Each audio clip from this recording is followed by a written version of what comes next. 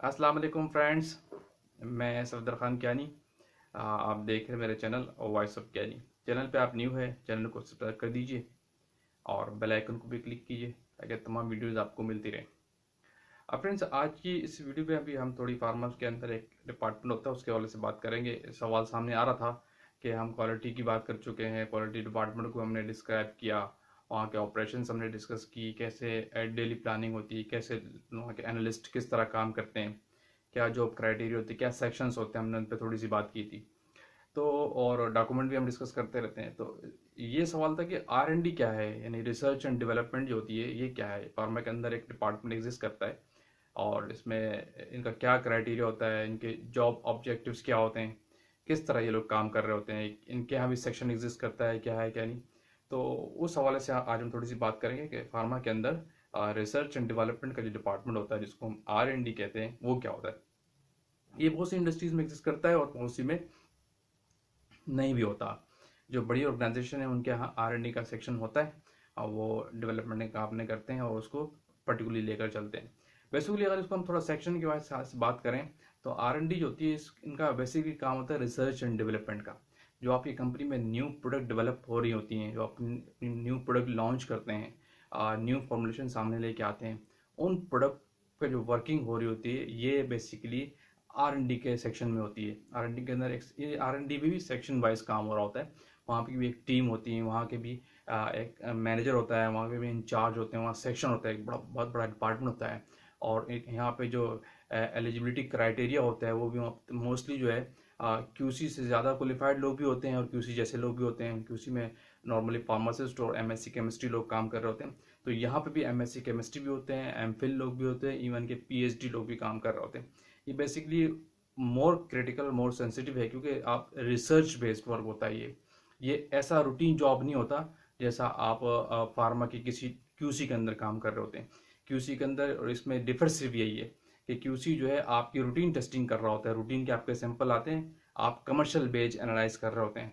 तो R&D के अंदर कमर्शियल बेच की एनालिसिस नहीं होती। R&D सिर्फ न्यू ट्रायल बेसिस की स्टडी करता है। ये बड़ा डिफरेंस याद रखिएगा।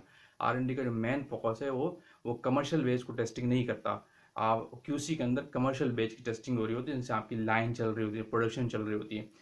R&D के अंदर ऐसा कमर्शियल बेच नहीं होता, वो जस्ट ट्रायल बेसिस पे स्टडी करते हैं, रिसर्च करते हैं, डेवलपमेंट करते हैं और बहुत सारे इम्पैक्ट है, सेक्शन वाइज ये लोग भी काम करते हैं। तो उनको हम कुछ पैरामीटर्स को, कुछ सेक्शन को हम डिस्कस करते हैं। मेनली देखा जाए तो उनका R&D का जो मेन काम होता है वो रिसर्च एंड डेवलपमेंट होता है। यानी जो आप कंपनी में न्यू प्रोडक्ट डेवलप करते हैं किसी ऑर्गेनाइजेशन में, आपको पता है कि आप प्रोडक्शन और डेवलपमेंट का काम इंडस्ट्री में चलता रहता है। न्यू फॉर्मुलेशन आप डेवलप करते हैं, जो नई प्रोडक्ट आप डेवलप करते हैं उस पर जितनी रिसर्च होती है और उसमें क्या क्या चीज़ें इम्पैक्ट पड़ती हैं। तो R&D के अंदर सेक्शन होता है न्यू डेवलपमेंट प्रोडक्ट का।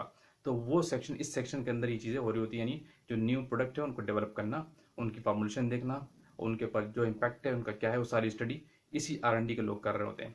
तो R&D के अंदर फिर यानी मालिकुलर स्टडी, यानी उसका जो इम्पैक्ट क्या है, उस मालिक्यूल की स्टडी करना, जो न्यू प्रोडक्ट डेवलप कर रहे हैं आप और जिस मालिक्यूल पे आप काम कर रहे हैं उसको रिसर्च करना, उसके ऊपर उसके इफेक्ट्स देखना, डिफरेंट गाइडलाइन की स्टडी करना, फार्माकोपिल हो गया और डिफरेंट हो गया। बेसिकली ये रिसर्च टाइप की जॉब होती है। नई नई चीज़ें डेवलप करते हैं, ये सारी चीज़ों को जो समराइज करके ये लोग आपको चीज़ें दे रहे होते हैं। फिर थोड़ी सी और देखें तो फार्माकोलॉजिकल स्टडी होती है जिसको फार्माकोविजिलेंस हम कहते हैं। वो स्टडी का बड़ा इम्पैक्ट इस डिपार्टमेंट के अंदर होता है। यानी आपकी जो प्रोडक्ट आप बनाते हैं, मार्केट में कमर्शियल करते हैं, उससे पहले उस पर स्टडी होती है, उसका जो एडवर्स इफेक्ट होता है पेशेंट पे या एनवायरनमेंट पे, या जो कंज्यूमर है, जो यूज़र है, जो पेशेंट है, उस प्रोडक्ट का जो एडवर्स इफेक्ट होता है वो ये R&D के लोग चेक कर रहे होते हैं और उसको डिफरेंट एंगल से टेस्ट करते हैं, स्टडी करते हैं, स्टेबिलिटी करते हैं और उस पर फोर्स कंडीशन अप्लाई करके देखते हैं कि क्या इफेक्ट आ रहा है। तो ये सारी चीज़ें फार्माकोविजिलेंस स्टडी जो है ये R&D के लोग ही कर रहे होते हैं, सेक्शन वाइज काम हो रहा होता है।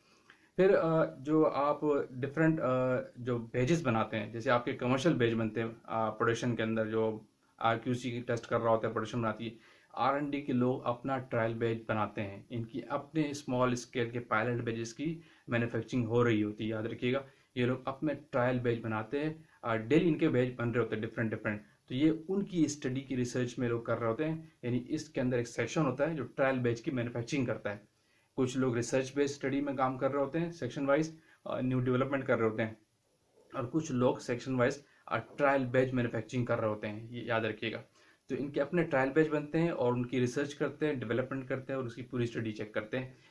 ये इसी R&D के लोग करते हैं। फिर ये इनके हाँ भी एक स्टेबिलिटी सेक्शन ये भी चेक करते हैं उस प्रोडक्ट का जो स्टेबिलिटी इफेक्ट क्या है, उसकी स्टेबिलिटी के लिए स्टडी करते हैं। जैसे क्वालिटी कंट्रोल के अंदर आप करते हैं, क्वालिटी इंश्योरेंस के लोग की सुपरविजन में काम हो रहा होता है, हर प्रोडक्ट की आप स्टेबिलिटी लगाते हैं जितनी भी आप कमर्शियल चीज़ करते हैं। अभी हम स्टेबिलिटी पे आए नहीं है, अभी हमारा स्टेबिलिटी का सेक्शन पूरा बाकी है, इसको हम इंशाल्लाह कंप्लीट करेंगे डिफरेंट सेक्शन के अंदर कि स्टेबिलिटी होती क्या है, क्यों लगाई जाती है, किस तरह इसकी प्लानिंग होती है, क्या मास्टर प्लानिंग क्या होती है, क्या एनुअल प्लान क्या होता है, क्या मंथली प्लान क्या होता है, इसकी डेली प्लानिंग कैसे करते हैं।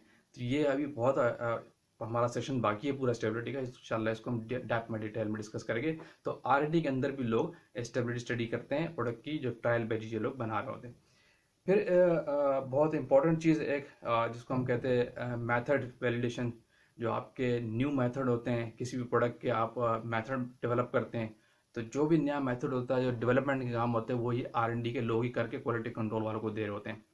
यानी इनके हाँ एक सेक्शन होता है मेथड डेवलपमेंट का, तो R&D के लोगों के अंदर जो एक सेक्शन है वो मेथड डेवलप करता है, और जितनी न्यू प्रोडक्ट जो बनाते हैं और अगर कोई पुरानी प्रोडक्ट में भी कोई अमेंडमेंट करते हैं तो उस पर भी स्टडी करके ये लोग R&D के लोग ही मेथड डेवलप करते हैं। फॉर एग्जांपल, आपकी कोई रूटीन की प्रोडक्ट है, आप कमर्शियल कर रहे हैं, उसकी किसी मेथड में अमेंडमेंट्स आप करते हैं, कोई चेंजेस करते हैं, तो उसको फिर न्यू एंगल से डेवलप करना, तो वो भी R&D के लोग ही करते हैं। मेथड डेवलपमेंट बहुत बड़ा सेक्शन है, आप QC में भी करते हैं, यहाँ भी करते हैं। तो बेसिकली मेन फोकस जो होता है ये R&D के एंड से होता है, जो न्यू मेथड आप डेवलप करते हैं। ठीक है, ट्रायल बैच की मैन्युफैक्चरिंग हमने कहा, वो भी ये लोग बनाते हैं। और फिर इनके टेस्टिंग का भी एक सेक्शन होता है। इस R&D के अंदर भी कुछ लोग होते हैं रिसर्च पे काम कर रहे होते हैं, जो सर्च करते हैं, गाइडलाइन चेक करते हैं, सॉफ्टवेयर यूज़ करते हैं, डिफरेंट ग्राफिकल चीज़ें यूज़ करके सर्च कर रहे होते हैं। कुछ लोग ट्रायल बैच की मैन्युफैक्चरिंग करते हैं सेक्शन वाइज, और एक सेक्शन होता है टेस्टिंग करता है।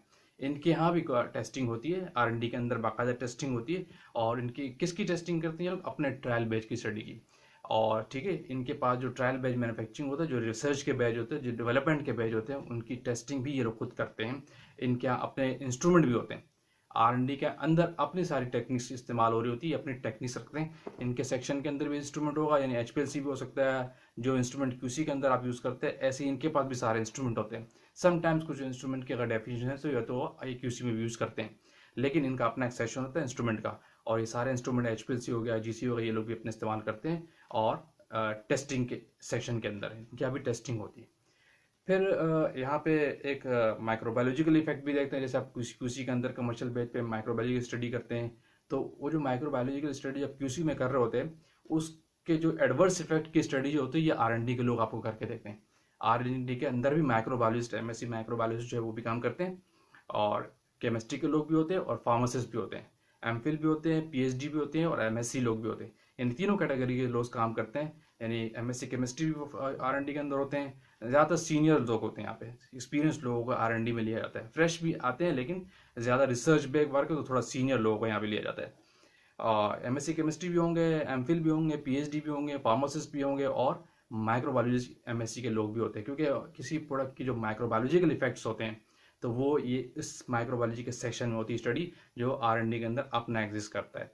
एक सेक्शन क्या होता है? माइक्रोबायोलॉजी का स्टडी, माइक्रोबायोलॉजिकल सेक्शन, जैसे आपका QC के अंदर होता है।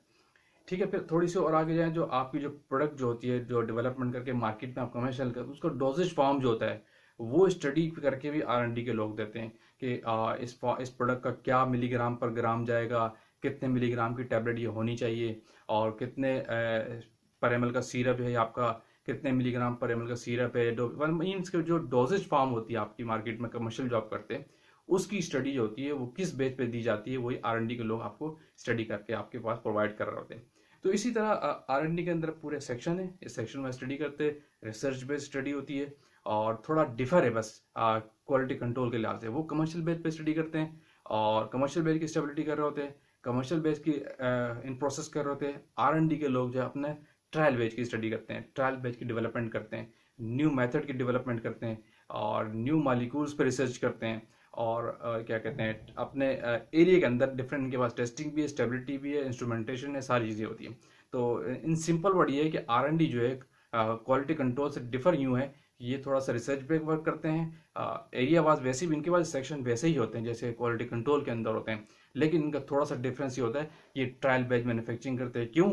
कि उस पर कमर्शियल नहीं कर सकते उन बैच को, ये उन पर रिसर्च कर रहे होते हैं। छोटा पायलट बैच बना के उसकी स्टेबिलिटी भी करते हैं, टेस्टिंग भी करते हैं, उसके फार्माकोलॉजिकल इफेक्ट्स जो हैं वो भी चेक करते हैं कि उसके एडवर्स इफेक्ट क्या प्रोडक्ट के, वो सारी चीज़ें इस क्वालिटी के अंदर चीज़ डेवलप होकर फिर क्वालिटी कंट्रोल में आती है, तब वो फिर उसको रजिस्ट्रेशन के लिए जाती है, अप्लाई होती है, मार्केट में जाती है। तो ये थोड़ा सा डिफरेंस होता है R&D का, यानी रिसर्च एंड डेवलपमेंट सेक्शन क्या है फार्मास्यूटिकल इंडस्ट्री के अंदर। बड़ा इंपॉर्टेंट डिपार्टमेंट है, अलग से होता है, बहुत सी इंडस्ट्री में होता है और बहुत सी इंडस्ट्रीज में नहीं भी होता। फिर वहाँ पे क्वालिटी कंट्रोल के लोग मर्ज होकर इस काम को कर रहे होते हैं, लेकिन डेवलपमेंट के काम फार्मास्यूटिकल इंडस्ट्री के अंदर होते हैं। लेकिन मेन फोकस जो है डेवलपमेंट, जो है प्रोडक्ट डेवलपमेंट का काम, वो R&D के लोग करते हैं। ठीक है, तो इसको हम वीडियो में क्लोज करते हैं। तो इंशाल्लाह किसी और टेक्निकल चीज़ के साथ फिर आते हैं। Thank you. अल्लाह हाफिज़।